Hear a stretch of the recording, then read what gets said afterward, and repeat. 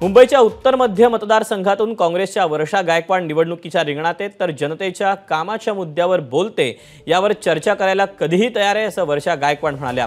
तसंच काँग्रेसनं कधीही जातीचं राजकारण केलं नसल्याचं वर्षा गायकवाडांनी म्हटलंय। त्यांच्याशी या पार्श्वभूमीवर संवाद केला आमच्या प्रतिनिधीनं, पाहूया।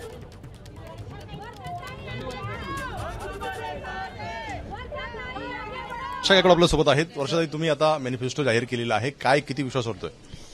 बिलकुल लोकांचे काम करण्याचा मला अनुभव आहे आणि जेव्हा मी लोकांना भेटले, लोकांनी मला सांगितलं, ते मला सगळ्यात महत्त्वाची तक्रार जी होती ती ॲक्सेसिबिलिटीच्या नेत्यांची होती। म्हणूनच मी सांगितलं की मी कशा तऱ्हेने काम करणार, कशा तऱ्हेने भेटणार, असे तर मी सर्वसामान्यपणे भेटतेच। म्हणून मी जे जे विषय त्या ठिकाणी समजले त्या विषयावरती कोऑर्डिनेशन करून कशा तऱ्हेने गेलं पाहिजे, बिलकुल त्यांनी सांगितलं। हे आमचं जे पत्र आहे हे ते आमचं न्यायपत्र, हे आम्ही येणारं विजन सादर केलेलं आहे। तरी भाजपच्या नेत्यांचं म्हणणं आहे की काँग्रेसने फतवा काढलाय की मुस्लिम आणि दलितांनी जे आहे ते काँग्रेसला मतदान करावं, कुठेतरी ध्रुवीकरण होतंय। असं कधी काँग्रेसने केलंय?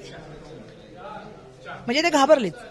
काल तर मोदींची मी मुलाखत बघितली की मी काही चूक केलं असेल तर मला माफ करा, मी तर हिंदू मुस्लिम मानत नाही। मग भाजपा कसे बोलतात? कोण फतवा काढतं, कोण बोलतं? कारण त्यांच्याकडे महागाई, बेरोजगारी याच्या प्रश्नाबद्दल बोलायचं नाही। मी कामावर बोलते, मी कामाचं पत्रक आणलंय, कसं तरी पुढे 5 वर्षात त्याचं पत्रक मी दिलेलं आहे। तुम्ही कामावर बोला ना। फक्त जातीबद्दल बोलण्याचं काम, धर्माधर्मामध्ये भांडण लावण्याचं काम चाललेलं आहे आणि कुठल्याही त्याच्या व्यतिरिक्त कुठलाही अजेंडा मुंबईकरांसाठी आहे का? मुंबईच्या रेल्वेच्या स्टेशनवर कधी आले का, बघितलं का? फक्त राजकारण करणं, तेही जातीयवाचक राजकारण करणं। मुंबई सगळ्यांची आहे, मुंबईमध्ये तर आम्ही एकत्र राहतो आणि मुंबईमध्ये कधी तुम्हाला माहिती असं चालतं का? काहीतरी सांगतायत। कॅमेरामन मनोज जयस्वाल सरसरने, एबीपी माझा, मुंबई। एबीपी माझा, उघडा डोळे बघा नीट।